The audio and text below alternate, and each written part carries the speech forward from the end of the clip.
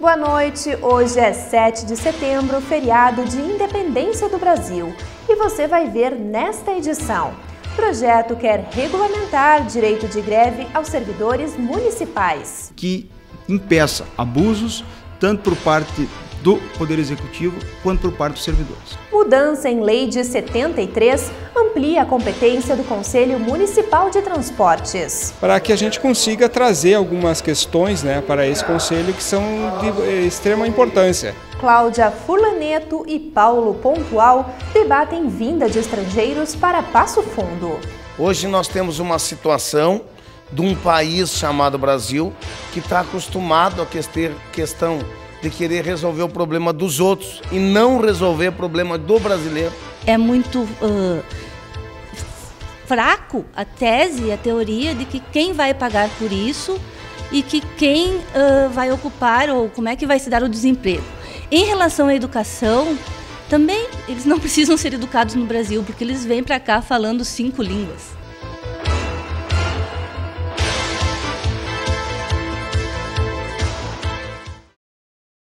Está em análise no Parlamento uma proposta de regulamentação para a lei de greve dos servidores públicos municipais. Entenda melhor na reportagem. O texto foi protocolado pela mesa diretora, mas é uma iniciativa do presidente Márcio Patucci. O vereador espera que haja uma harmonia entre a legislação municipal e a Constituição Federal. O documento assegura ao servidor público o exercício do direito de greve. Organizar por mediação, por regulamentação, os interesses. Quando nós temos o episódio de uma greve, é que nós não atendemos a determinado interesse. Então, há litígio, há descompasso, há muitas vezes até uma sintonia entre as partes, e essa lei vem para regulamentar. Pode ser que essa lei surja com uma inovação, alguns vereadores possam fazer algumas alterações nela, que nós entendemos plenamente justas, mas nós temos que avançar para uma legislação específica e que impeça abusos, tanto por parte do Poder Executivo quanto por parte dos servidores. Conforme o projeto, a suspensão coletiva e temporária dos trabalhos será legal em tempo de greve. O direito poderá ser exercido por todos os servidores da administração direta ou autarquias, sejam eles efetivos, comissionados ou contratados. A norma agrada o Sindicato dos Servidores Municipais. Porque nós sentimos na pele e na prática, agora no ano 2015, quando nós encampamos aí 23 dias de greve, um grau de incerteza muito grande, porque nós não temos uma legislação regulamentando a greve do servidor público. E, obviamente, essa matéria ela se reportou ao Judiciário por justamente a ausência de legislação regulamentando a matéria. Nos entristece porque isso poderia partir a iniciativa do próprio Executivo Municipal. Isso não acontece. Então, obviamente, a Câmara de Vereadores, na pessoa do vereador Márcio Patucci, está de parabéns por ter esse discernimento e, obviamente, encaminhar uma legislação dessa envergadura. A legislação também determina que, caso o Poder Executivo e o sindicato não entrem em acordo, o município deverá ser notificado no prazo mínimo de 48 horas sobre o início da paralisação. Nada mais justo quando você tem um ponto de desequilíbrio em alguma relação e, levando em consideração que o direito de greve é um direito constitucional assegurado a todos os servidores, nós estabelecemos esse prazo, dessas horas, melhor dizendo, para que haja uma comunicação efetiva, direta, uma comunicação real através do sindicato, no caso o Simpasso, comunicando ao Poder Executivo para que alguma medida não seja tomada por surpresa, ou seja, para validar essa greve, então haverá obrigatoriamente essa comunicação em 48 horas, de modo a não prejudicar o funcionamento de alguns serviços públicos, sobretudo os essenciais, e até com uma medida de regulamentar, ou seja, regularizar essas pretensões em caso da greve. Para evitar prejuízos à comunidade, o 9º artigo do projeto de lei permite que o município contrate serviços necessários durante o período de greve. Isso, na verdade, é uma preocupação que nós tivemos, se eventuais serviços essenciais que na nossa regulamentação ficam atendidos em até 30% em momentos de greve, e essa greve se estender por um tempo razoável e que importe a suspensão de outros serviços, fica o município, então, autorizado a contratar, através de outros meios, terceirizados ou não, para que esse serviço seja suprido, ou seja, a população não pode ficar desassistida por um episódio desses. Obviamente nós entendemos o direito do trabalhador, do servidor, e essa lei vai nesse sentido, mas nós temos uma comunidade inteira, uma população inteira que merece ser muito bem atendida pelo serviço público. A proposta assegura o direito pacífico de paralisação. Por isso, os grevistas não poderão impedir o acesso de outros colegas ao trabalho. Também ficam proibidas ameaças e danos ao patrimônio público. Nunca aconteceu por parte do sindicato. Houve sim, e isso é fato notório, represália por parte do Executivo Municipal, obrigando muitos servidores, através das suas chefias imediatas, para que prosseguissem em seus locais de trabalho. E diga-se de passagem, o direito de greve é um direito e uma garantia constitucional que não estava sendo respeitada. Portanto, essa lei ela vem consolidar aquilo que é pacífico perante os servidores públicos, que é o direito de greve. A aprovação do projeto de lei depende agora da maioria dos vereadores. Mas antes de ir para a votação em plenário, o conteúdo passa pela análise das comissões permanentes da Casa. Também tramita na Câmara o projeto que faz alterações na Lei 1537, que cria o Conselho Municipal de Transportes. O objetivo é ampliar a competência do grupo, fazendo mudanças na forma de composição, nomeação e no tempo de mandato. A mudança na legislação de 1973 é uma adequação ao Código Brasileiro de Trânsito. Conforme o líder do governo, a função do conselheiro tem grande relevância pública e não se limita apenas em discutir o transporte coletivo, mas o transporte urbano em geral. Aqui em Passo Fundo nós temos inúmeros conselhos das mais variadas áreas, e o que está se propondo agora é uma modificação na legislação do Conselho de Transporte, transformando ele não simplesmente como é até o presente momento, num conselho que basicamente serve para discutir o momento que acontece o aumento das passagens do transporte coletivo, mas transformando ele em algo que possa debater a mobilidade urbana da cidade, ou seja, o transporte coletivo, as mudanças efetivas nas vias, interagir mais com as demandas da cidade. Então, a modificação na legislação, a ampliação no número dos seus conselheiros, no número de entidades que vão participar, tem esse objetivo, ou seja, de democratizar ainda mais as opiniões e as ideias que são debatidas no Conselho. O Conselho Municipal de Transporte será constituído por 15 pessoas que representam órgãos governamentais e entidades públicas. Serão membros a Brigada Militar, a Câmara de Vereadores, a 7ª Coordenadoria de Educação, a ACISA, o ANPAF, o SIMPASSO, o SINDIURB, o DCE e uma instituição de ensino superior, a Associação de Engenheiros e Arquitetos e as Secretarias de Transportes e Serviços Gerais, Segurança Pública, Planejamento, Obras e Educação. O mandato dos integrantes terá duração de 2 anos, com a possibilidade de uma recondução. A nomeação cabe ao Poder Executivo, já que a presidência do Conselho será do secretário de Transportes e Serviços Gerais. Atualmente o Conselho é formado por 8 membros, 8 representantes da comunidade e governamentais, e a proposta então é que se amplie para no mínimo 15 representantes. A administração entende que assim nós teremos uma representatividade maior. Não existe uma remuneração, mas são pessoas que se envolvem com os temas, que têm interesse pelo tema, e em especial na questão da mobilidade urbana pensam a cidade. A gente, como eu já disse, tem vários conselhos na área de saúde, da assistência social, todos compostos por entidades ou pessoas que atuam de forma gratuita e merecem ser sempre lembradas e comemoradas no sentido da sua participação.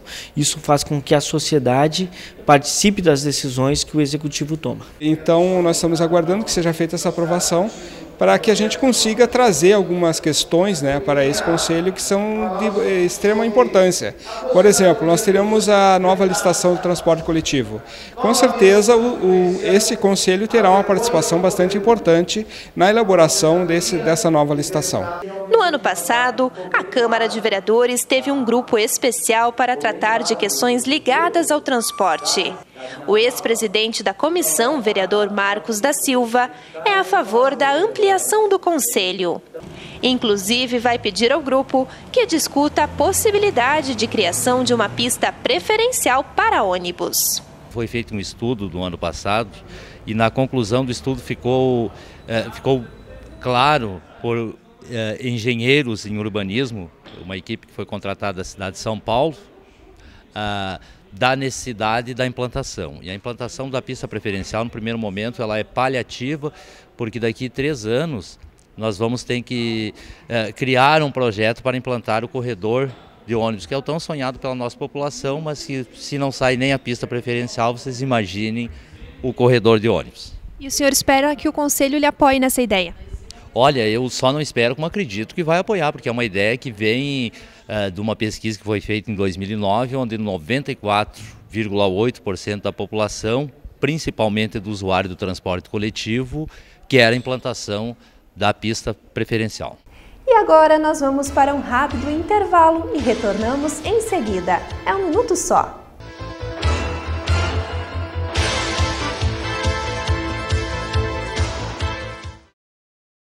Eu não sei o que minha filha vai ser quando crescer, mas eu dou o melhor alimento do mundo para ela chegar lá. O leite materno previne doenças, reduz a mortalidade infantil e tem tudo que o bebê precisa. Amamente seu filho por 2 anos ou mais e nos 6 primeiros meses dê somente leite materno. Assim, ele vai crescer forte e saudável para ser quem quiser. Oi é um papagaio verdadeiro que chegou ao Primaves em 2007, com graves sinais de maus tratos, assim como muitas outras aves que aqui vivem. A Convidas sustenta programas de conservação e bem-estar da fauna nativa, abrigando aves e primatas expulsos de seu ambiente natural. Respeite a natureza dos animais. Acesse convidas.org.br e saiba como ajudar.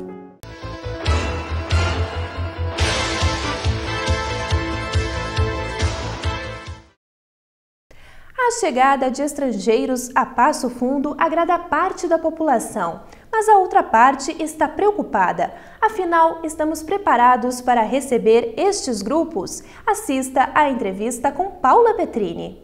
Eu estou com a vereadora Cláudia Furlaneto, presidente da Comissão de Direitos Humanos, e também o vereador Paulo Pontual. Vereadora Cláudia, a senhora sempre defendeu, então, a vinda dos imigrantes para Passo Fundo, porque no século XIX nós recebemos, então, italianos, alemães, espanhóis, portugueses, e hoje nós estamos recebendo outros povos. Então, de fato, não tem como não apoiar e não acolher. O nosso país vive, então, um momento, e quando eu falo um momento, eu falo aqui de 8, 10 anos, que se iniciou a vinda, então, de imigrantes, principalmente da África, né, imigrantes africanos e imigrantes indianos, de Bangladesh.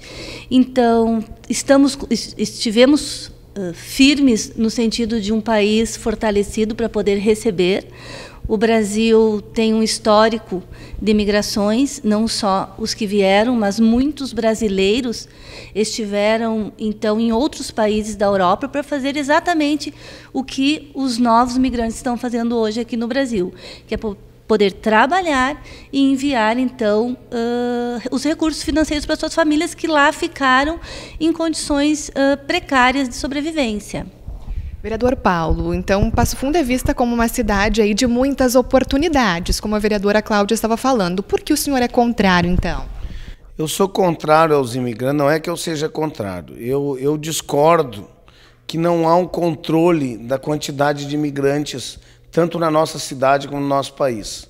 A questão e a maneira que a vereadora comparou de que no século XIX os imigrantes só trouxeram coisas boas para o nosso país é fato.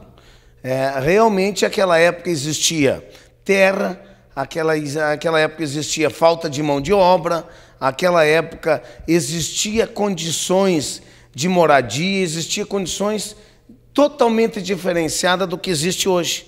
Hoje não. Hoje nós temos uma situação de um país chamado Brasil que está acostumado a ter questão de querer resolver o problema dos outros e não resolver o problema do brasileiro.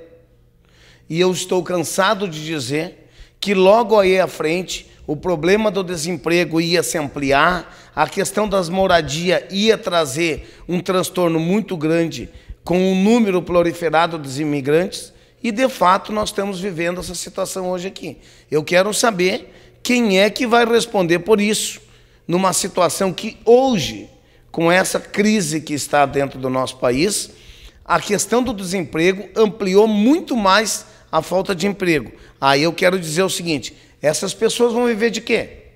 Nós temos a precariedade da saúde pública, da segurança, da educação. Vamos conseguir dar educação para esse povo? Segurança, saúde? Nós não temos saúde para o nosso povo. Então, assim, ó, não existe controle.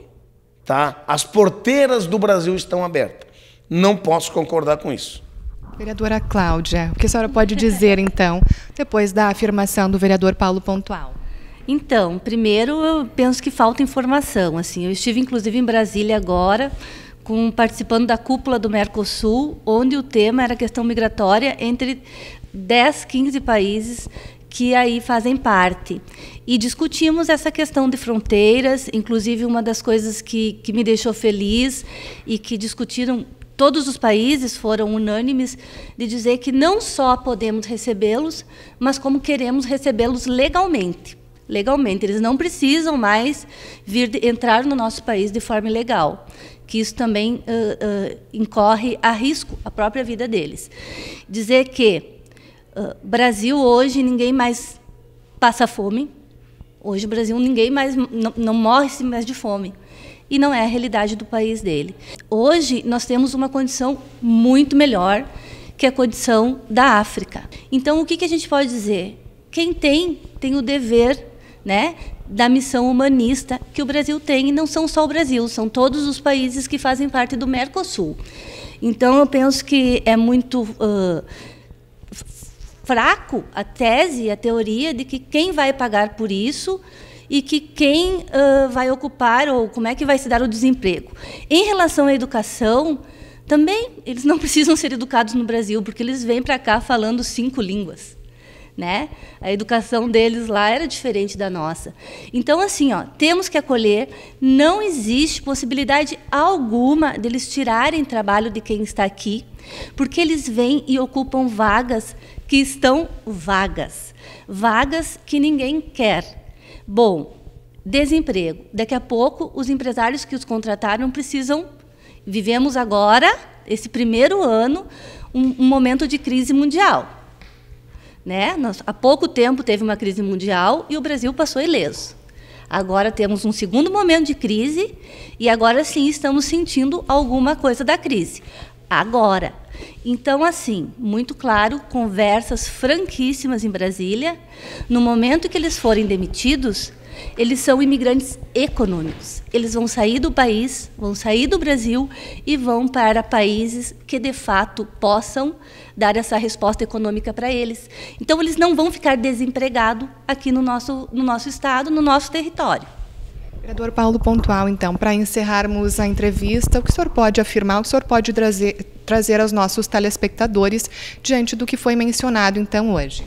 Bom, essa questão da reunião dos países do Mercosul, a gente vê um diferencial muito grande, que o Brasil tem porteiras abertas. Esses países que, inclusive, fazem parte do Mercosul, eles não têm porteira aberta. Eles têm, simplesmente, a identificação e só vai estar lá quem estiver legal. É fácil jogar para o Brasil esse compromisso, numa simples reunião. Agora, eu não posso concordar com a vereadora no sentido de dizer que não vai trazer problemas da questão do desemprego. Trouxe, vai continuar trazendo e vai se somar muito mais. Porque o empresário hoje, ele visa lucro. E entre ele contratar um brasileiro que custa 1.000 e um estrangeiro, um imigrante que custa 500, ele vai optar, com certeza, para contratar o de 500. A gente sabe que existe um grupo de empresários que só visa ganhar dinheiro. Agora, eu também não posso admitir de que essas pessoas possam vir para o Brasil e que o mais importante para eles é somente falar 3 línguas e não se preocupar com a questão da educação. Eles que são adultos e que falam 3 línguas, pode até ser que não tenha, ou 5 línguas, pode até ser que não tenha importância. E agora, eles vão criar família dentro da nossa sociedade. E a educação para esses filhos, de que forma vai se dar? O brasileiro que tem o costume, é que nem coração de mãe, está de porteiras abertas, venha quem tem que vir, e quem tem vai ter que assumir. Não, o governo tem que assumir. Assumir o compromisso, ele tem que resolver, mas ele não assume. Ele joga para a sociedade, ele joga para os empresários, ele joga para todos nós um compromisso que teria que ser feito por ele e criado estrutura antes de abrir fronteira. Por que nos outros países não acontece isso?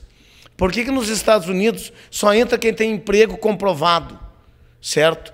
Quem comprova o emprego, quem comprova que está lá dentro, quer dizer dos imigrantes desses países a qual a vereadora citou, certo? Não entra. E por que o Brasil entra? Não é questão de coração, é questão de responsabilidade. Bom, sem dúvida, o assunto aí renderia mais um debate. A vereadora Cláudia estava querendo falar um pouquinho mais aqui do meu lado, mas a gente vai deixar o assunto para um Câmara Debate no estúdio. Então fique ligado em nossa programação, que em breve, em algumas semanas, teremos os 2 vereadores e outros convidados no estúdio da TV Câmara. E estas foram as informações deste feriado de Independência. Uma boa noite para você e uma ótima semana.